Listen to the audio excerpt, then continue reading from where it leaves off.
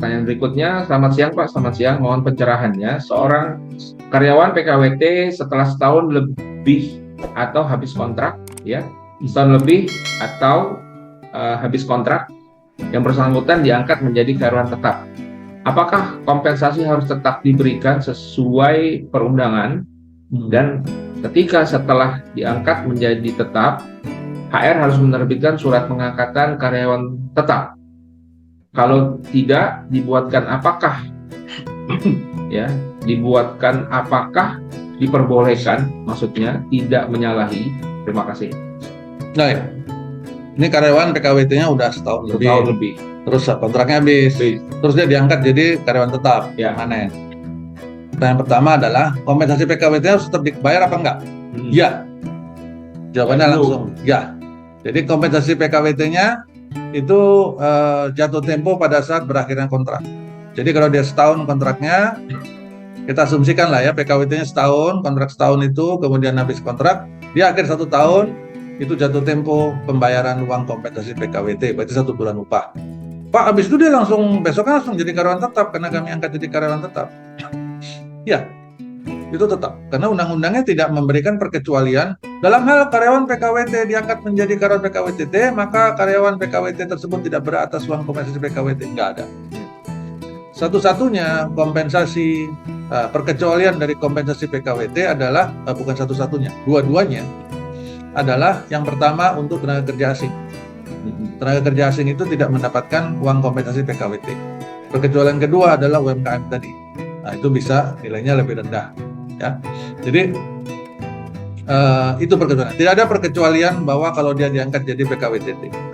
Bahkan sebenarnya kalau kita mau gali lebih dalam lagi, Pak Abi, di dalam hukum ketenagakerjaan kita nggak ada loh diatur dari kontrak diangkat jadi permanen, itu nggak ada. Nggak ada. Itu kan pinter-pinterannya kita HRD aja di perusahaan, kan gitu. Kalau ditanya ada nggak dasar hukumnya, nggak ada. Ngangkat dari kontrak menjadi permanen itu sebenarnya mengundang resiko baru. Kenapa? Karena patut dipertanyakan, sebenarnya pekerjaan yang dilakukan si karyawan yang kontrak menjadi permanen ini sebenarnya pekerjaan sementara apa tidak? Jadi pertanyaan kan, Pak. Karena hukum PKWT dan PKWTT itu kan garisnya harusnya jelas. Masalah jenis dan sifat pekerjaannya sementara.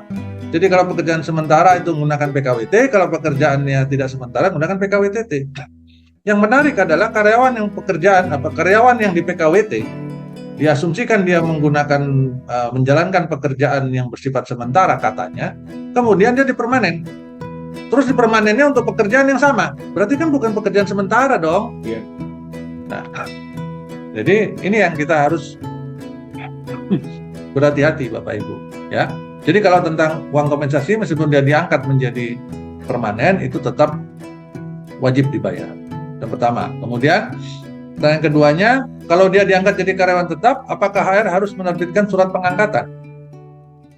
Surat pengangkatan ini adalah sebuah pernyataan tegas dari perusahaan secara tertulis, tegas dan terang benderang bahwa si karyawan sudah menjadi permanen terhitung tanggal sekian, begitu ya.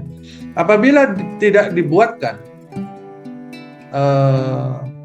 apakah diperbolehkan atau tidak menyalahi? Nah, ini poin pertamanya. Dibuatkan atau tidak dibuatkan surat pengangkatan karyawan tetap pada saat seorang karyawan yang kontrak tadinya PKWT sudah melewati kontrak yang sudah habis dan dia masih bekerja, dibiarkan bekerja oleh perusahaan pada hari berikutnya, demi hukum yang bersangkutan sudah menjadi permanen. Baik dibuatkan atau tidak dibuatkan surat pengangkatan karyawan tetap. Ya, itu dulu poin pertama. Poin kedua adalah masalah administrasi. Pengangkatan karyawan tetapnya disebut menyalahi atau tidak menyalahi kalau nggak dibuatkan itu bergantung juga kepada isi perjanjian kerja dan peraturan perusahaan yang ada di perusahaan tersebut.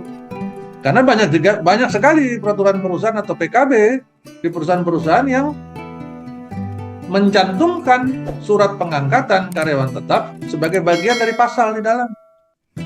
Artinya itu kan janji hukum dari perusahaan. Nah kalau nggak dilakukan ya berarti perusahaan salah, gitu ya. Jadi itu 2 poin yang perlu diperhatikan ya, Bapak Ibu. Terima kasih.